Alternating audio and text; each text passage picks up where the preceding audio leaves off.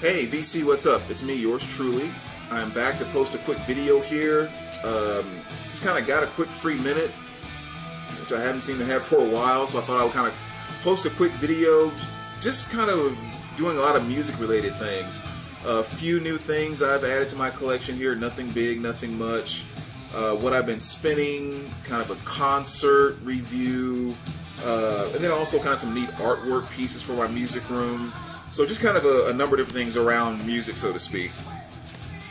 So I'll start off with maybe kind of 4 CDs that I've added to my collection. I was pretty excited about because all 4, because all 4 of them are kind of going towards completions of collections. Playing in the background is this right here, which is Iron Maiden's Fear of the Dark. That was one more I needed for my Iron Maiden collection, which is really nice. And then I also got a copy of A Matter of Life and Death. So 2 really good pickups. Found them used. FYE had a buy one used, get one half price. So I got both of them for about $10. You know, so almost $5 a piece is pretty good on these. And this almost completes my Iron Maiden studio collection on CD. Because all I need now is X Factor. And then, so that's kind of the next one I'll be looking for there. Also won this on eBay the other day, I think for 99 cents. But Living in Oblivion, the greatest hits of the 80s. This is volume 4.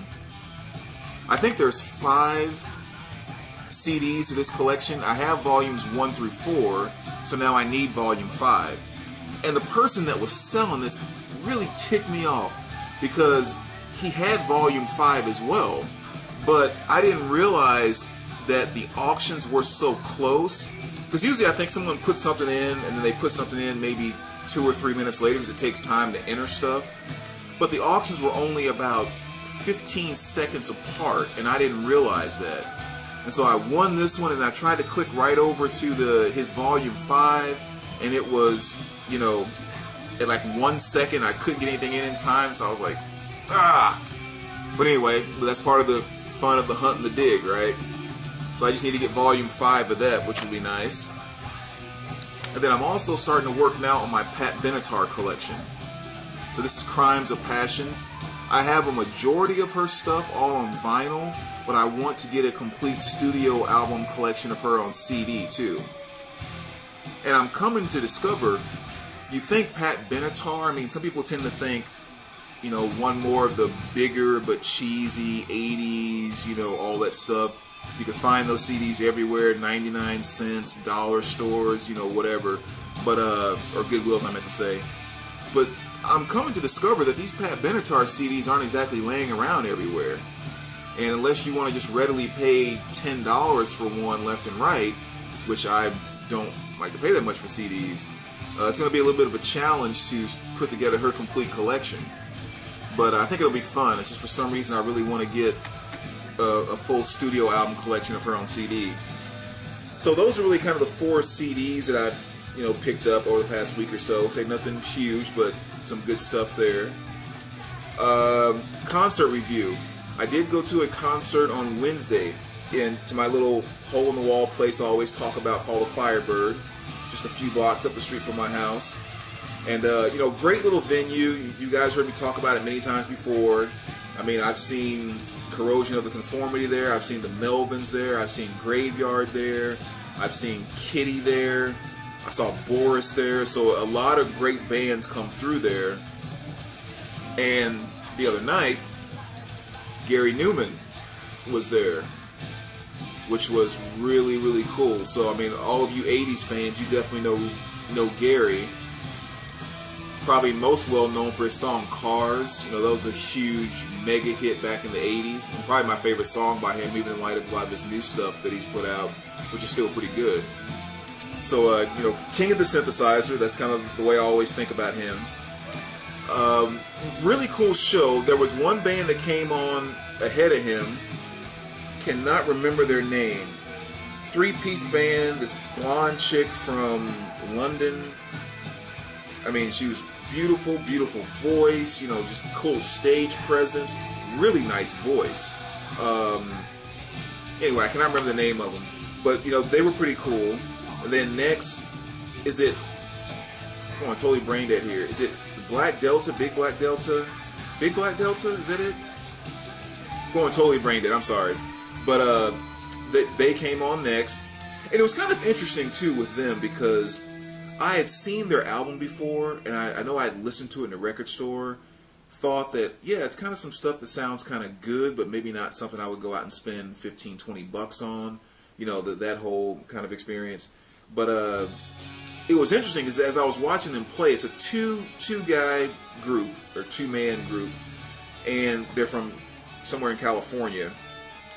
And I just really noticed that, you know, they're kind of electronic, dance, all that stuff. So one guy's playing the drums, and the other guy has the, you know, Apple computer with the little, you know, box with, I don't know exactly what it is, technically what the name of it is, but, you know, with all the lights where you do all the effects and, you know, all that stuff. And as I was watching the show, I mean, even though I was kind of going, yeah, that song's kind of cool, that song's kind of cool, there's just a certain level of respect that I didn't have for the performance of all the computer stuff on stage.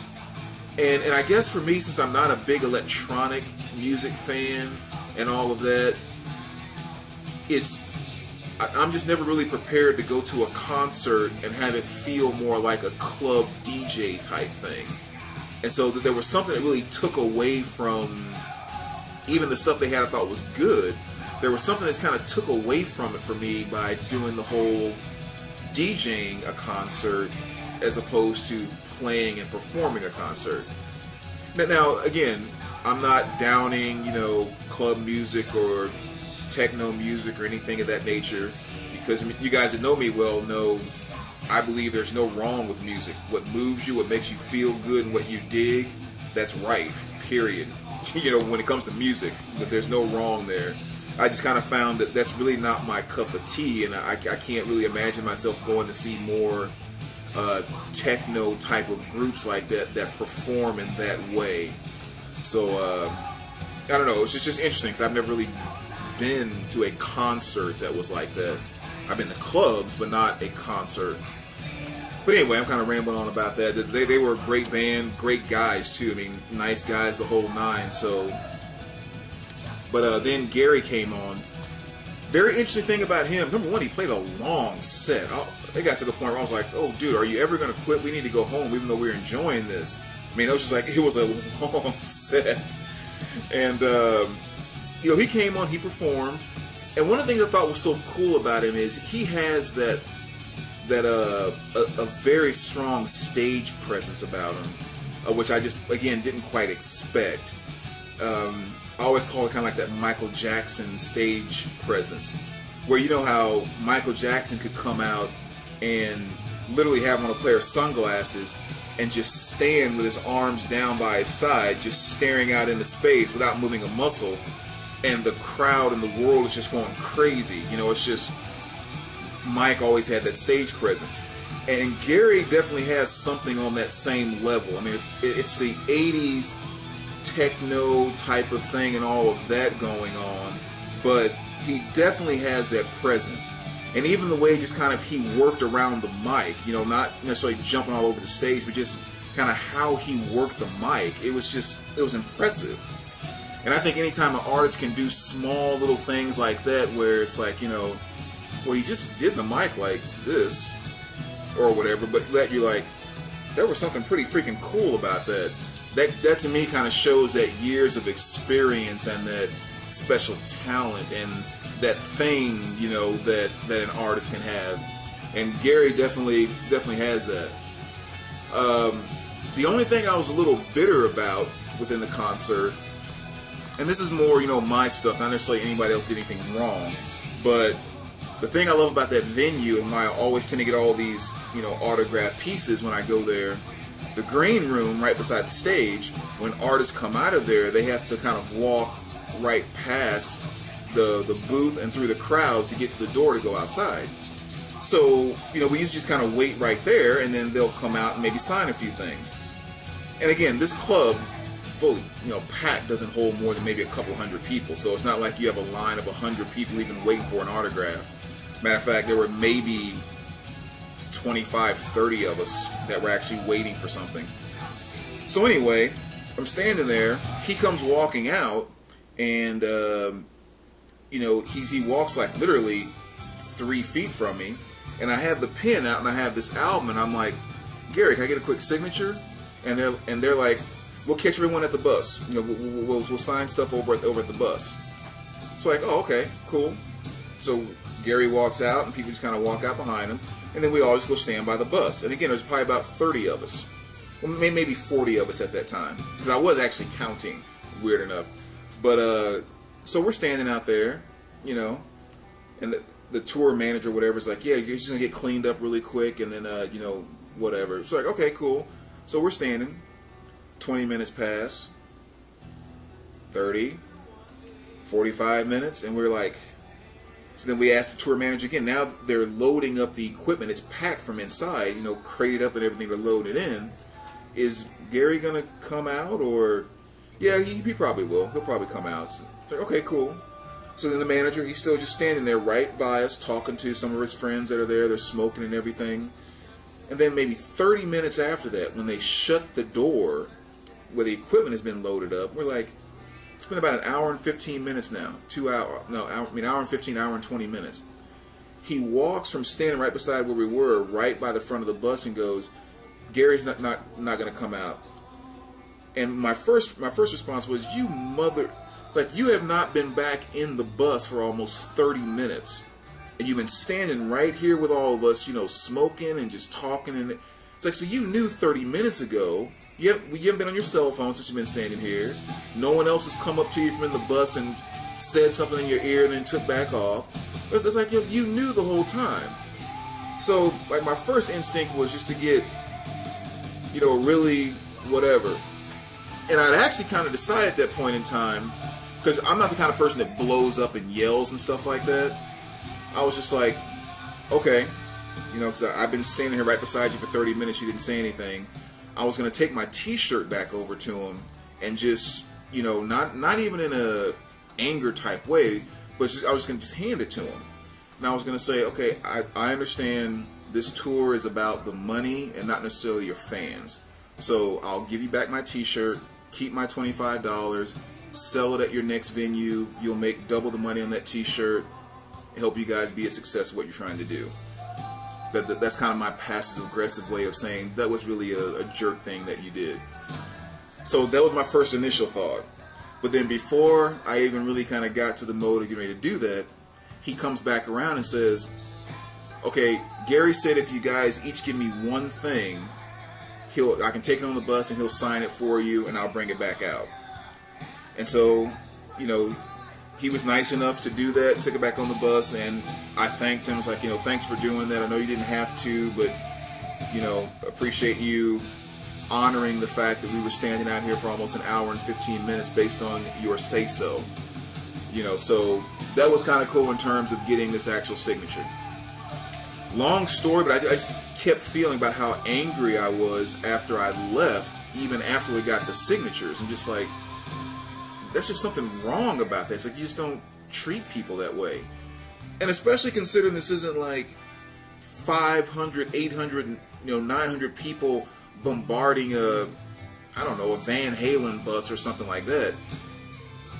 When he came out for the signatures, there were 27 of us that were the only ones in the parking lot besides the crew.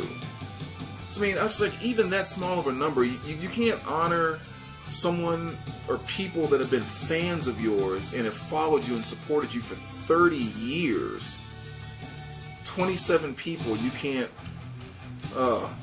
So anyway, and again, he didn't have to do this either. So I was very appreciative. I'm definitely a person that's, you know, try to look at the positive things and take them. But again, those just feelings that came up with me that I thought I'd share with my closest buddies here in the VC. So anyway, let's move along. Great show though. I heard stuff from his new album, which I didn't even know he had a new album out. And I say new, I think it was 2011, somewhere 2012, somewhere in that ballpark. And it sounded pretty darn good, so I will be getting a copy of that.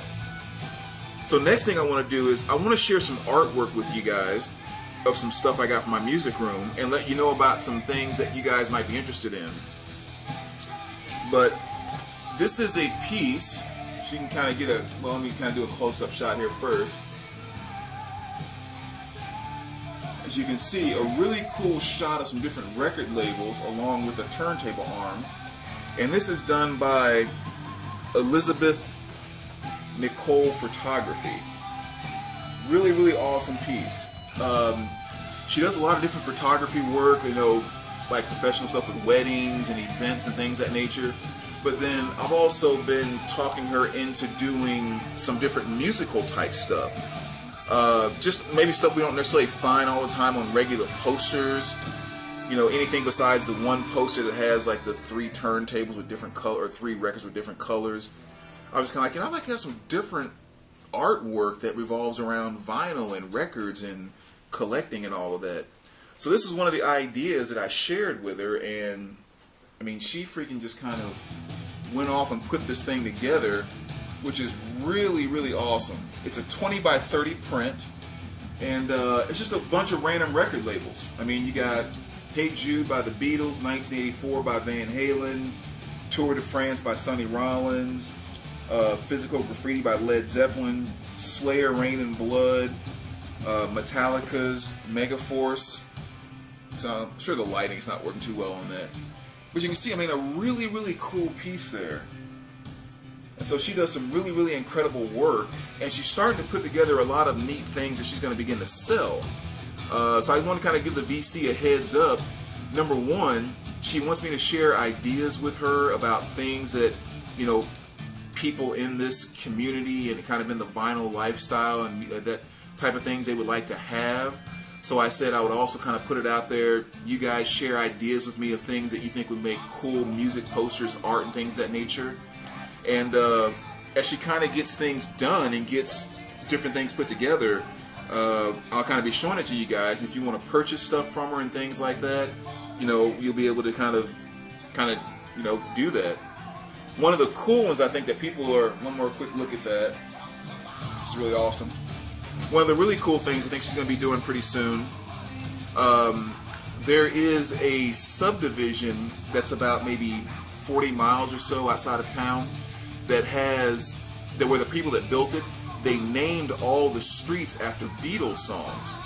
So she's going to do this really nice piece, or actually pieces I should say, of a bunch of individual shots of, you know, different shots of these street signs that are named after Beatles songs. And so it's going to be kind of like a whole collection of things there. She hasn't quite clarified yet of whether it's going to be, but I think it's kind of what I'm suggesting that she does, is when she gets a number of different pictures and, you know, those song titles and everything, to do like a select number of prints on each one. Like I was suggesting like 50 prints, 50 numbered and autographed prints on each song title or whatever. So anyway, just kind of keep a heads up for that. I'm going to ask her to get me a few samples, not samples, but I mean, you know, when she gets kind of a few things put together, kind of give me a couple of examples of what those are like so you guys can see. Because I know there's a number of you that would love to, you know, have some of that type of really cool and really unique Beatles memorabilia. And not to mention, you get a kind of an awesome professional numbered print as well, which is cool. So anyway, this is one of the pieces. There's also a Coltrane piece that she did for me as well, which is hanging up on my wall over there. And I'll show you that some other time when I have my camera up and about. So anyway, now let me finish up after all that ramble, which felt good to get all that out though. Just kind of what I've been spinning this week. A few different things here. I went in and pulled out some of my Bjork. I know it's not how you pronounce it, that's the way I like to say it. And so this was one I haven't spun in quite some time. Again, a lot of good stuff on here. I think side 1 is absolutely great, but my favorite song by her was Army of Me. I think it's probably my favorite song by her, period, which is also on this album, so that's a really nice pickup, not pickup, something to kind of spin there. And then also spun a lot of Kraftwerk this past week. This is Audubon. Just got the urge to kind of go through their collection again, and you know, it never ceased to amaze me. Every time I go back and start listening to their stuff, it always just makes me kind of think, man, are we sure these aren't the dudes that started hip hop? You know, it's like you hear about all the people that kind of get credit for it with Grandmaster Flash and you know all the African Bambaataa, Soul Sonic Force, all those guys, the Furious Five, you know, all those old guys in the hip hop world that kind of get credit for starting hip hop. But when you really get down to it, Kraftwerk was kind of even before then. Matter of fact, as I started kind of listening to some of the stuff there, I went back and started looking at some of the writing credits on some of that other stuff, like Africa Bambaataa and stuff like that. And there are a number of songs they have where the writing credits are the guys from Kraftwerk. So I'm just like, man, make sure you give these guys credit where credit is due. And so then here's a Radioactivity, another great album. So some really good, I keep on saying pickups, some good spinning there. We're going through my Kraftwerk. Another one I haven't spun in quite some time. Yabbit Brothers. I Love You and, or wait a second, I Am Love and You. I hate that title, always gives me a tongue twister. But these guys were actually just in concert right across the street from my house here, maybe a few months ago, maybe it was a while ago. But again, something I have to be really in the mood to listen to. I mean, it's very just kind of like, I don't know, to me almost depressing if you're not in the right mind frame to listen to it. But very nice 2 LP set, and gave that a spin the other day. Threw on a little Herbie. Inventions and Dimensions. Just Herbie doing his funky keyboard thing. Another one of my go-to bands. I'm always turning back to Bad Brains. Very great stuff. This is one of my favorite reggae groups. One of my favorite hardcore groups. One of my favorite metal groups. And all of the above. Fleetwood Mac. Another one I hadn't played in quite some time. So that was a good spin. Luscious Jackson. I was kind of talking and reminiscing on just kind of some old, concerts and stuff like that. And that just kind of reminded me of the time that I worked security for Luscious Jackson. Actually, it was Luscious Jackson and Smash Mouth. That's who it was. And at the time, I didn't know who they were, which really kind of sucks too, because I've grown to like them a lot over the years, except for the song Naked Eyes. I hate that song. But songs like Ladyfinger and this album in general, I really like it a lot. But the time we worked in security, I remember we were inside when they were doing the sound check. And we're all just kind of like leaning up against the stage, just talking and everything, and we're, looking around, and they're walking over doing stuff, and after they finish the sound check, they're kind of just hanging out there, drinking a soda or something like that, just kind of, right there on the floor with us. And it's kind of like, well, geez, I wish I would have been a fan then. If you can only imagine just being able to chill out there with a band you really like and getting autographs and pictures and all of that, but I just had no idea who they were at the time. But it's always kind of nice to remember that working security for him that night. Had to give Hendrix a little spin. Band of Gypsies. And the last two I'll show. Till Tuesday, got a real strange urge to listen to this the other day for whatever reason. Like a strong urge. Like, I really want to listen to Till Tuesday. I don't know why. So gave that a spin. And last but not least, little Alice Cooper. Little Trash. Which of course has a song Poison on there, and was it House of Fire? What's that called? Yeah, House of Fire. More popular tracks, but pretty much all of side one is pretty good on this album. So anyway, there's a nice little mixture, Ramble and everything else. So as always, VC, let me know what you think, and we will talk to you soon. And as soon as I get some of those prints and stuff back in, kind of give you an idea of what those are. I'll also get an idea about pricing and all that type of stuff as well. So I'll let you guys know. All right, take care, VC.